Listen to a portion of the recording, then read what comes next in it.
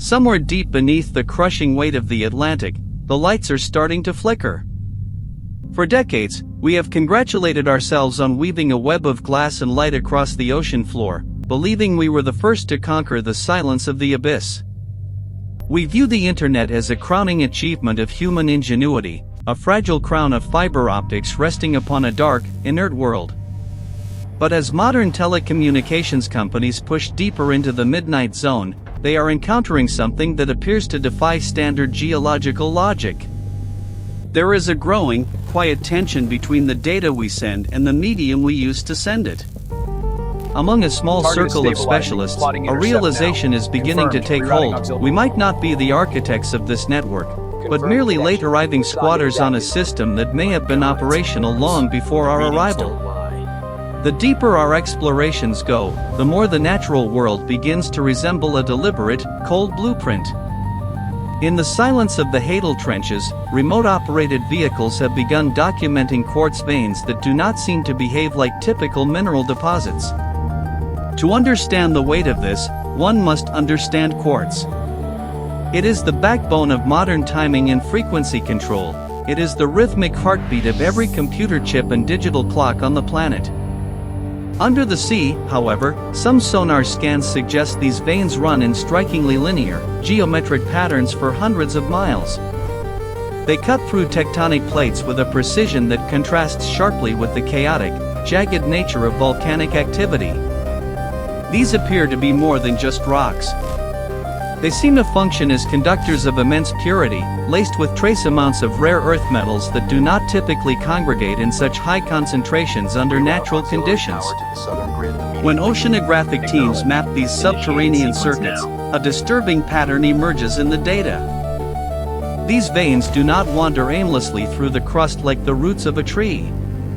Instead, they appear to originate from and terminate at specific geographic anomalies, submerged ruins and pyramidal structures that have long lain decaying in the silt. For years, these sites were dismissed by mainstream science as mere curiosities or geological oddities, the results of erosion and time. But when viewed through the lens of signal processing, their potential purpose shifts. Some researchers now suggest they could be nodes. The quartz veins may act as a planetary nervous system, a literal fiber optic network of unknown origin that utilizes the Earth's own pressure and mineral wealth to transmit information across thousands of miles of saltwater. This possibility transforms the seabed from a graveyard into a massive, submerged motherboard, one that we are only now beginning to perceive. This creates a profound conflict for our modern world. We have spent billions of dollars laying our own fiber optic cables, yet we find that the most efficient routes for our data, the paths with the least interference and the highest stability, are the exact same paths occupied by these ancient quartz formations. We are layering our technology directly on top of theirs, essentially piggybacking on a frequency we cannot hear but can certainly feel. Engineers have reported strange echoes in the data stream, microscopic delays, and inexplicable pulses that suggest our digital signals are being shadowed by something already moving through the crust. It is a subtle, creeping phenomenon that raises questions about the integrity of our global communications. If our data is being mirrored by a pre-existing architecture, the concept of a private transmission may be a fundamental misunderstanding of the medium. It raises a question that most would prefer to ignore: is our internet truly ours? Or are we simply the latest software running on a hardware system that has been operational for millennia? There is a subtle, creeping danger in this relationship. If we are using an existing infrastructure, we are subject to its rules and its hidden vulnerabilities. We have built our entire financial, military, and social world on the assumption that the ground beneath us is inert. But if these mineral veins are indeed active conductors, we are effectively plugging our most private secrets into a live wire that may belong to someone else. This is not a matter of choice, but a matter of physics. We are drawn to these paths because they work, but we do not know the price of that efficiency. The very stability we crave might be the bait that draws our information into a system we do not control. The debate among the few who have seen the sonar scans is becoming increasingly polarized. Some argue that this is merely a testament to the efficiency of nature, that we have naturally arrived at the same engineering solutions as those who came before. They suggest that the Earth's geometry dictates these paths, and any perceived intelligence is simply our own pattern recognition at work. Others, however, point to the reactivation theory. They suggest that by running high-voltage currents and petabytes of data along these corridors, we are inadvertently jump-starting a dormant system. We are the electricity flowing back into a silent city, and we have no way of knowing what happens when the power finally reaches the other end. This isn't just a discovery, it's a provocation. By lighting up these ancient pathways, we might be signaling our presence to a host that has been waiting for the house to be occupied once more. Scientists monitoring deep-sea acoustics have noted a change in the last decade. The needle moves toward the red The zone. low-frequency hum of the Earth is shifting. According to some acoustic reports, it is no longer a random vibration of tectonic plates, but a rhythmic, pulsing cadence that seems to synchronize with the peak hours of global data traffic. It is as if the ancient network is waking up, feeding on our energy and mirroring our movements. The conflict here isn't just about history or archaeology, it's about the integrity of our future. If the infrastructure of the world is not under our total control, then our control over our own information might be an illusion. We are witnessing a collision between two eras of technology, one made of plastic and glass, and one made of the very bones of the Earth. The deeper the synchronization goes, the harder it becomes to tell where our technology ends and the planet's begins. We see the evidence of this ancient underwater internet in the way our own technology fails in specific, localized ways. Every year, there are dozens of cable breaks that cannot be explained by anchors, fishing nets, or seismic shifts. In these moments, the data doesn't just stop, it changes. Technicians have noted instances where data becomes corrupted in ways that look like encryption, as if the quartz veins are filtering our information through an ancient lens before allowing it to pass. It is as if the Earth itself is auditing the data we send. We are like children playing with a discarded telephone, unaware that the line is still connected to a house that was supposed to be empty. The danger lies in our arrogance, the belief that because we cannot see the operators, the system is ours to claim. We treat the abyss as a void, but the void is starting to push back with structured, mathematical precision. This isn't necessarily a matter of hidden agendas, but a matter of sheer, terrifying scale. The ancient network is vast, spanning from the mid-Atlantic ridge to the deepest reaches of the Pacific. It connects the sunken monuments of the past in a grid that makes our modern satellite arrays look primitive. As we continue to mine the deep for the very materials we need to build our devices, we are effectively dismantling parts of this ancient network to build our own. We are stripping the cables of the past to manufacture the smartphones of the present. But what happens when the original architecture is compromised? If the Earth's crust is indeed a tuned instrument, a massive data storage and transmission device, our mining operations are the equivalent of taking a hammer to a motherboard. We may be breaking something we don't know how to fix, and the feedback loop could be catastrophic. There is a growing silence in the maritime industry regarding these geometric veins. Don't have control yet. Private corporations are reportedly buying up the rights to these specific mineral paths, not necessarily for the value of the metals, but for the stability of the signal. They have realized that data moves faster and more securely when it follows the ancient lines. This is the ultimate irony. The cutting edge of our digital future is being forced to retreat into the deep, dark past just to keep up with our own demands for connectivity. We are moving backward to move forward, and in doing so, we are becoming increasingly dependent on a system we did not create. The competition for these golden routes is becoming a silent war, fought with bathymetric maps and high-frequency sensors rather than traditional weapons. The risk we face is one of identity and autonomy. If our entire digital existence is being channeled through a medium we did not create, can we ever truly be sure of where our thoughts end and the echoes of the network begin? The deep-sea pyramids were not just tombs or monuments. In this context, they appear to have been the servers of their age. And as we pulse our lifeblood through the veins that connect them, we are effectively inviting the ghosts of that era back into our own. We are not just using their internet, we are becoming part of it. The conflict is now escalating from the seabed to the boardroom. There is pressure to standardize our technology to match the natural frequencies of the Earth's mineral veins.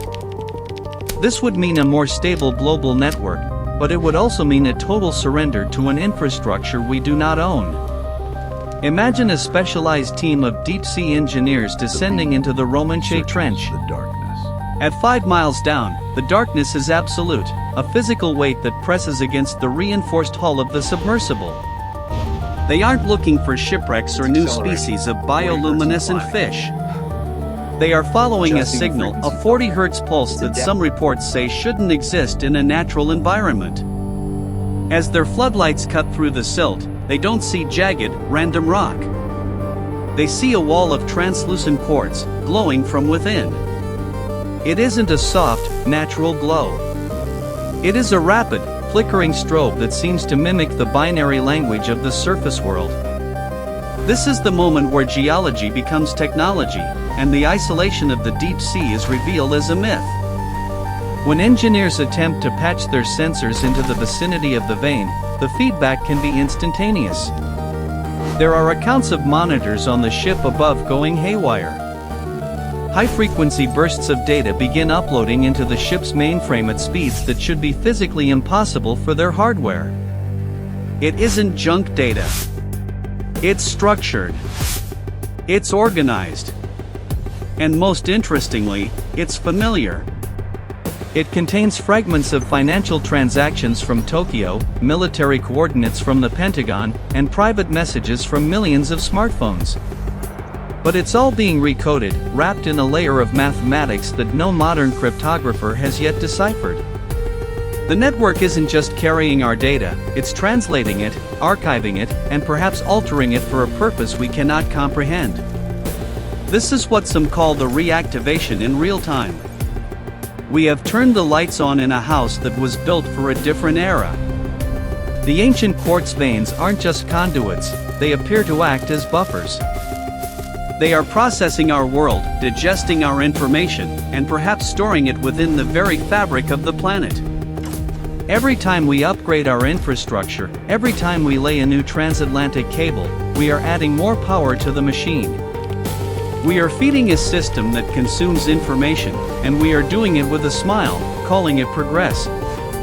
The terrifying possibility is that the internet was never our invention, it was a trap, or a template, left behind for a species like ours to find and fuel. The geological record tells us that these quartz veins formed millions of years ago, yet their alignment suggests a deliberate design to those who study the maps. If we look at the global map of these deposits, some claim they form a perfect tetrahedral grid around the Earth. This grid intersects at major historical and geological sites, the Giza Plateau, the Yonaguni Monument, the Nazca Lines, and the silent, unexplored ridges of the Antarctic. We have been taught to see these as separate mysteries, the remnants of disconnected cultures. But through the lens of a global circuit, they could all be seen as part of the same machine. This machine doesn't require maintenance from us, it only requires our participation. It is a system built to outlast continents, and we are the current charge flowing through its wires. Consider the implications of a system that uses the Earth's pressure to maintain its integrity. Fiber optics on the surface are fragile, they break under the weight of the tide or the bite of marine life. But the ancient quartz network thrives on pressure. The deeper it goes, the more conductive it seems to become. It is a system built to last for eternity, indifferent to the rise and fall of surface civilizations. We are merely the current tenants of the penthouse, unaware that the basement is filled with humming machinery that has been running since the dawn of time. If we continue to merge our digital lives with this ancient hardware, we risk a total loss of privacy, not from governments or hackers, but from the system itself. The very ground we walk on might be a recording device that has never been turned off. There are reports of data ghosts, files that delete themselves only to reappear weeks later in different locations, or encrypted messages that arrive at their destination already decrypted. It is as if the network is reading our communications before it delivers them. The quartz isn't just a wire, it's a filter. It appears to be an intelligence that has its own agenda, and we are providing it with the one thing it lacked for millions of years: active energy. The conflict of the future will not necessarily be fought over oil or land. It will be fought over access to the nodes. We are already seeing the first signs of this shadow war. Specialized deep-sea vessels, owned by nameless shell companies, are frequently spotted hovering over the precise locations where the quartz veins intersect with modern cables. They aren't there for maintenance. They are tapping in. They are trying to find the primary server, the heart of the world machine, hoping to harness its power before anyone else realizes it's there. But as the Earth's low-frequency hum grows louder, and the rhythmic pulses begin to synchronize with our own electronic systems, we have to ask ourselves, who is truly in control? Are we the ones using the internet, or is the internet using us to wake itself up? The map of our world is changing, shifting from a collection of nations into a single, massive circuit board. We are seeing the true shape of our reality for the first time, and it is cold, geometric, and ancient. As the drones continue to map the straight lines of quartz and the high conductivity metals of the abyss, we are forced to confront our own role in this ecosystem. The deep sea is no longer a frontier, it is an inheritance. And like all inheritances, it comes with a cost. We have plugged ourselves into the Earth's ancient memory, and now, the memory is starting to play back. Whether we are prepared for what it has to say is a question that will be answered in the flickers of our screens and the hum of the deep-sea cables. We are currently at a crossroads. We can continue to pretend that the ocean floor is just a graveyard of sand and stone, or we can acknowledge that we are operating within a system that dwarfs our current understanding. The risk of ignoring the ancient network is that we may one day find ourselves disconnected, not by our own choice, but by the system itself deciding it no longer needs our noise. The conflict of the future is between a new civilization and the dormant, sleeping giant of an older one's technology. If tomorrow the operator at the other end of the line finally answers, we must be ready. Will it be a greeting, or will it be a command? As we pulse our lifeblood through the veins of the earth, we are no longer masters of the light. We are just the latest signal passing through the dark, waiting for the power to reach full strength, and for the world to finally turn itself back on. The silence of the abyss is ending, and the conversation that follows will redefine everything we know about our digital world. Spread quickly. The pressure is building, not just in the trenches, but in our very foundations. We have spent our existence looking at the stars for signs of advanced intelligence, never realizing that we have been walking on top of it all along. The quartz veins are glowing brighter now, fueled by the trillions of gigabytes we pour into them every second. We are the spark, but we are not the flame. We are the connection, but we are not the network. As the deep-sea sensors pick up the final movements of a system coming fully online, we must face the reality that we are no longer alone in the network.